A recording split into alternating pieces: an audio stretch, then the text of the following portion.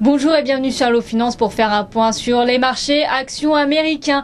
À l'image des marchés européens, Wall Street devrait ouvrir sur une note positive à moins d'une demi-heure des premiers échanges sur la cote américaine. D'après les indicateurs avancés, le Dow Jones gagnerait 0,20% à 12 387 points.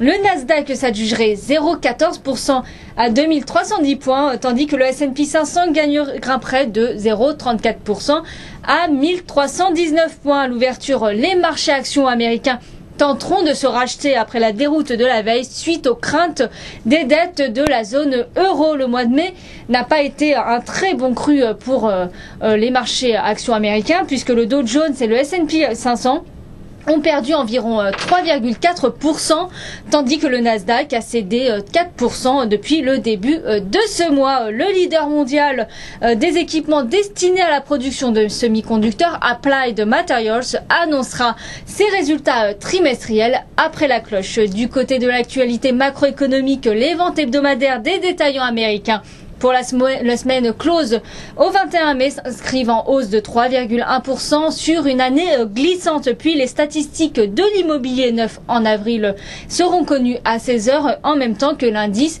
de la Fed de Richmond. AIG doit fixer dans la journée le prix d'une opération de mise sur le marché de 300 millions de titres qui devrait permettre au Trésor américain de se désengager davantage du capital de l'assureur en passant de 92 à 77% de son capital. Le titre de l'assureur américain perd 0,43% avant bourse. Le moteur de recherche sur Internet russe Yandex a levé 1,3 milliard de dollars dans le cadre de son introduction en bourse à la bourse de New York hier.